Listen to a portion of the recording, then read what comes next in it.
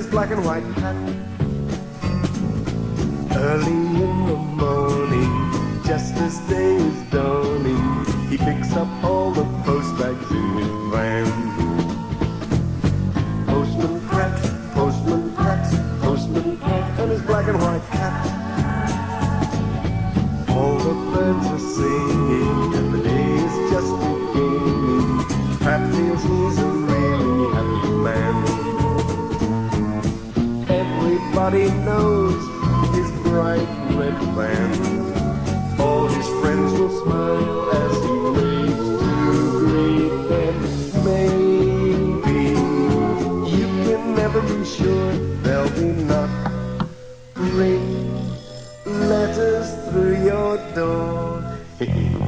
Postman Pat, Postman Pat, Postman Pat, and his black and white cat. All the birds are singing, and the day is just beginning.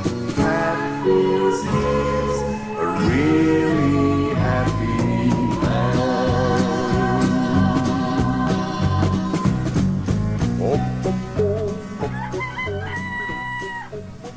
It's breakfast time in Greendale.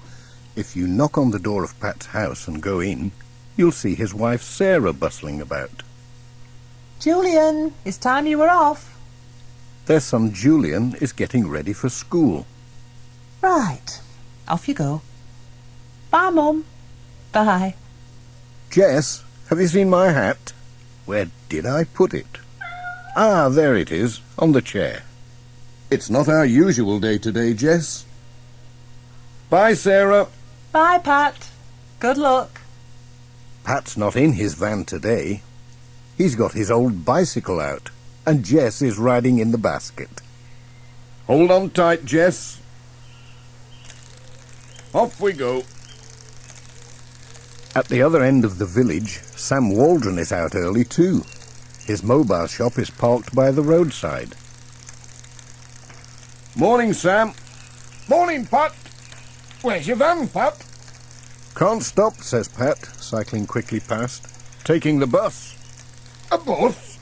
What's he on about? Pat cycles all the way to the post office. He leans his bike outside and goes in. Morning, Mrs. Goggins. We're ready to go. Hope you've got the keys safely. Oh, yes, Pat. And a fine morning to you, too. Here they are. Oh, thanks very much. This is exciting. Pat goes out of the post office and round the corner. Is he looking for his van? I left it down the next street, out of the way. Somewhere round this corner. Ah, there she is. But it's not his usual van. It's new. It's a Royal Mail post bus, with seats and windows for passengers. Mrs. Goggins is quite excited.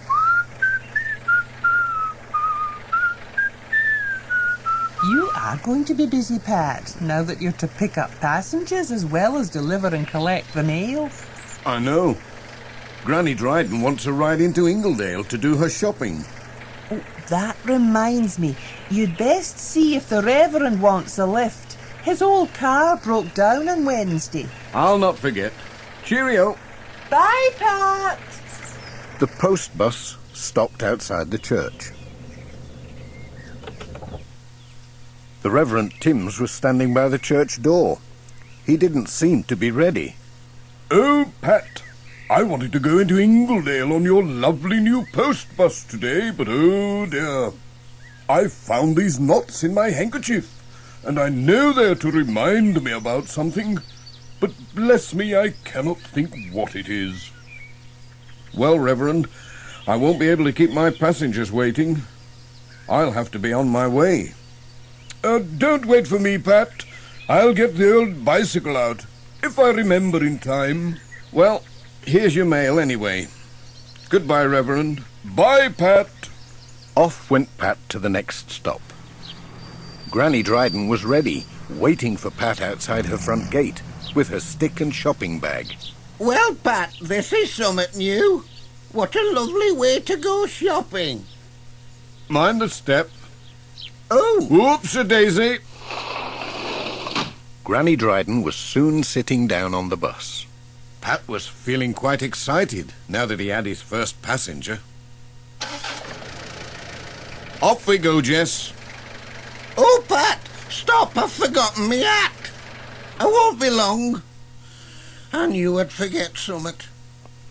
Pat and Jess had to wait patiently while Granny Dryden went back indoors to fetch her hat. I wonder if we'll ever get to Ingledale, Jess. Ah, here she comes. It was a lovely hat. A pity to leave it behind. All aboard! Just up the road, Miss Hubbard was waiting, with a lot of bags and baskets. I think we have another passenger, Jess. Miss Hubbard must have a lot of shopping to do. Pat stopped the bus quickly. Thank you, Pat. If you could pass me a bag or two. Certainly, Miss Hubbard. Pat helped with the shopping baskets and carrier bags. It was a struggle to fit everything in. Thank you, Pat. Good morning, Granny Dryden. At last, Miss Hubbard sat down and they were able to move off.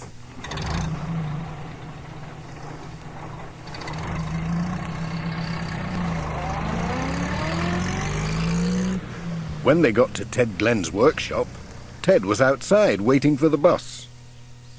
What's he up to? He usually goes into town in his Land Rover. I'll ride into Ingledale with you, Pat. I need a new gearbox for the Land Rover. The bus was already quite full as Ted clambered in. Oh, Ted, do look where you're putting your big feet. Sorry, Miss Hubbard. I didn't see your old basket there. It isn't an old basket, Ted, though it looks it after being stuck on your foot. It used to be a lot quieter carrying letters and parcels, didn't it, Jess? Said Pat.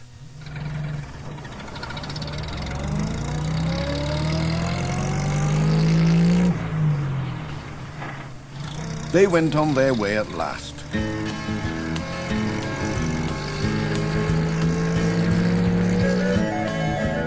Over the hills,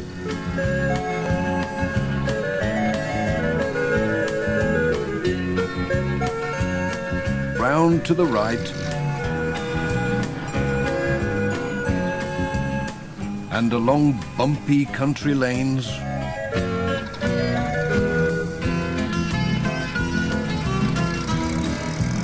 round to the left,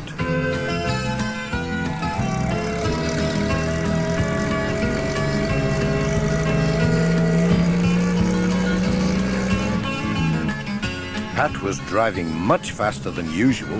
Was he trying to catch up on lost time? Oh, slow down, Pat. You're making me all wobbly. Pat had to slow down anyway, because just up ahead, Sam Waldron's mobile shop was parked in the narrow lane.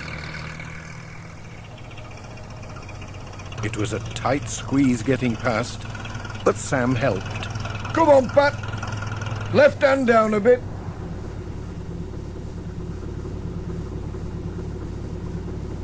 Take it slowly, or you'll scratch your new post bus. As soon as he was through the gap, Pat stopped the bus. Pat, how about a little light refreshment? I'm sure Sam has something we can buy. Said Miss Hubbard. Yes, a biscuit'd be nice. Said Granny Dryden. It seemed a good idea. So while all his passengers climbed out and went to buy things from the mobile shop, Pat decided to check a nearby postbox. He found 2 letters. When he got back, everyone was still buying things at Sam's shop. You'll all be spent up before you get to Ingledale, said Pat. And we really should be on our way. I have the letters to deliver as well as you know. I haven't finished me biscuits. Said Granny Dryden. Take 'em with you. Said Ted Glynn, helping her back onto the bus. Mind the step, Granny Dryden. After you, Miss Hubbard. Bye, Pat. And thanks, said Sam. Pat was glad to be on his way again. But just round the corner, Pat had to stop again. P.C. Selby was standing in the middle of the road. Stop! Stop, said P.C. Selby. Sorry, Pat. You can't go this way. The old bridge isn't safe. It's all this rain. These floods are dreadful. Oh dear, and we're running late as well. I know a shortcut, said Ted.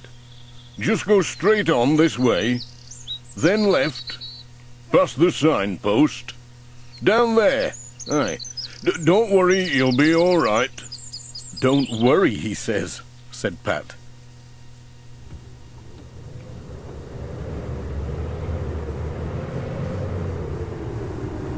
It was a very bumpy track. Everyone was shaken about all over the place. Feels like a ploughed field, said Miss Hubbard. They turned off the track into a meadow. Watch the gate. Just enough room. I hope Ted knows what he's doing. Pat stopped the bus.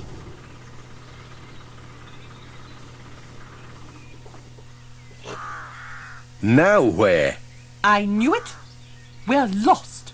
You don't know which way from t'other, young Ted, said Miss Hubbard. That's not fair. I've been this way dozens of times. It looks a bit different today, that's all. There was only one way to go. Back the way they'd come.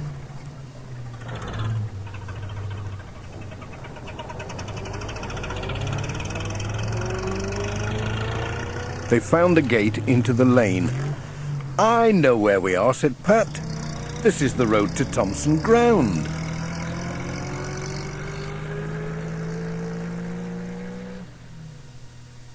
When they got to Thompson Ground, there were letters to deliver. And Alf was waiting to see the new post bus. When the bus stopped in Alf's farmyard, Granny Dryden was asleep. Where are we? Are we there? Where's the market? Suddenly there was a strange noise from the lane. The Reverend Timms was racing down the hill on his bicycle towards Alf Thompson's gate. Through the gate he sped, past the post bus, past Alf's tractor, and straight into the barn. Was that the Reverend? Said Ted. Let's go and see, said Alf. They all ran into the barn. You all right, Reverend? What a ride! Thank the Lord, Alf, that you have hay in your barn. Oh, but I remember now. That's what the knots were for. 1, to remember my sister's birthday. 2, to remember to post her present. And 3, said Pat, to get new brakes for my bicycle. Why don't you go to town in the post bus, said Alf, and I'll mend your bike for you. I'll bring it round to the vicarage tomorrow. Oh, thank you, Alf, said the Reverend Timms. Now I think I'll sit in front with Jess. Time we were on our way, said Pat. Next stop, Ingledale.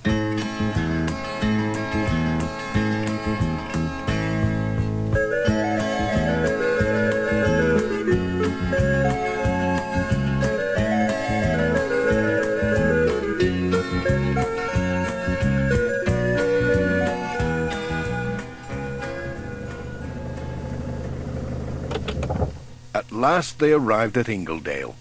The post bus stopped next to the town statue. Everyone climbed out, ready to do their shopping. Everybody back here, please, at 2 o'clock, said Pat.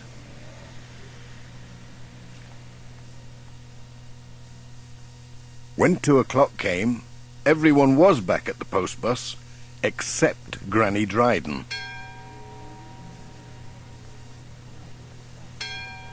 We can't go without her, said Pat. I'll go and look for her, said Miss Hubbard. She'll be in the market, getting potatoes. I wonder where she's got to, said Ted. She'll be having a good gossip somewhere, said Pat. But as soon as Miss Hubbard had disappeared, who should turn up but Granny Dryden? Oh, there you are. Have you seen Miss Hubbard? She's looking for you. Looking for me? Said Granny Dryden. I wasn't lost. I'll tell you what, said Ted. You sit in the bus, and I'll go and look for Miss Hubbard. But no sooner had Ted gone than Miss Hubbard came back. Oh, I can't find Granny Dryden anywhere. I think we'll have to report her missing. Oh, there she is in the bus. How did she get there? Well, you see... And where's Ted gone? Looking for you, said Pat. But I'm not lost. I know you're not lost, but... Oh, never mind. We'll just have to wait. And I don't know when we're going to get back to Greendale. I think I'll sit in the bus and read my paper. But Ted soon came back, and they set off home again. There were letters and a parcel to take to George Lancaster at Intake Farm. George was collecting eggs when the bus pulled up. Hey, there's Pat. Hello, George. Hello, Pat. I like your new post bus. It's a great idea. Do you think I could take a dozen hens to the market in it tomorrow? Indeed not, said Miss Hubbard. Just think of the feathers. We'd all be sneezing for a week. Oh, but what lovely eggs. May I buy half a dozen, please? I forgot to get some at the market. There you are, 6 lovely fresh eggs, Miss Hubbard. Thank you, George. Mind you don't break 'em. It was soon time to be on their way. Bye, Pat. On the way past Thompson Ground, they saw Dorothy waving from her gate. What could be the matter? Oh, Pat, she said. Mrs. Goggins has been on the phone. She's ever so worried. She's wondering where you've all got to. Thinks you've had an accident with the new post bus. Why not come in and give her a ring? Pat went in to phone Mrs. Goggins. You must all come in for a cup of tea and a cake, said Dorothy. You're welcome. You must be parched after your trip. Most kind, said the Reverend Timms. Pat was on the phone. Hello, Mrs. Goggins. Yes. No, we haven't been to Blackpool. Just Ingledale. All safe and sound.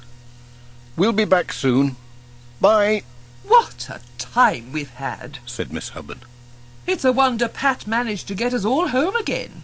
Now, don't you worry about your old bike, Reverend, said Alf.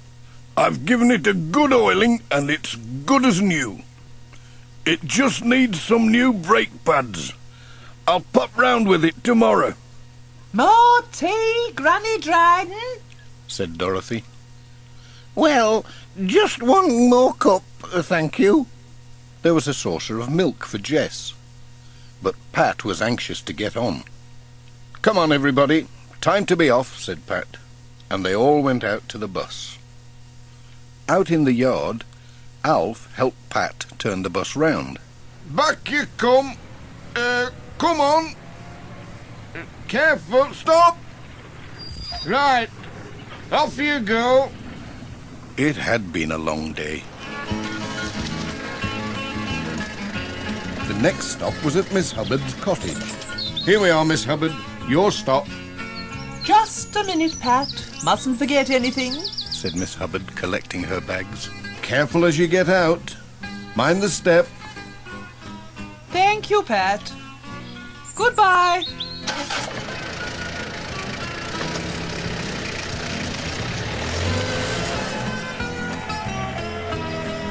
Then it was Granny Dryden's turn.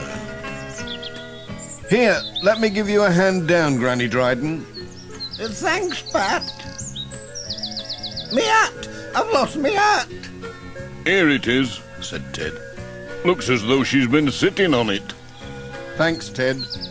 I'll see you to your door, Granny Dryden. Thanks, Pat. Then it was Ted's turn to be dropped off. Bye, Pat. The last stop before home was at the church. Thank you, Said the Reverend. My goodness, it's been quite a day. Oh, Pat, I still have a knot in my handkerchief. Now then, Reverend, said Pat, is it a new one, or just one that you forgot to undo? I've forgotten. Oh, dear. Goodbye, Pat. time we remembered to go home, Jess, said Pat. And off they went.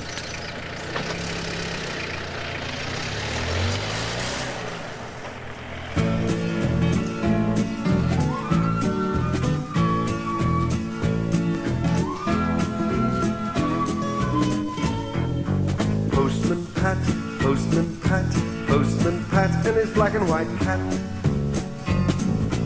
Early in the morning, just as day is dawning, he picks up all the post bags in his van. Postman Pat, Postman Pat, Postman Pat, and his black and white cat. All the birds are singing, and the day is just beginning. Pat feels he's a really happy man. Everybody knows his bright red van. All his friends will smile as he waits to greet them. Maybe you can never be sure there'll be knock, ring, letters through your door. Postman Pat, Postman Pat, Postman Pat, and his black and white cat. Early in the morning, just as day is dawning, he picks up all the post bags in his van. Postman Pat, Postman Pat, Postman Pat, and his black and white cat. All the birds are singing, and the day is just beginning.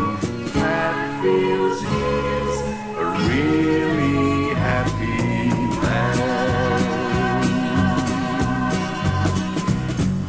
Oh,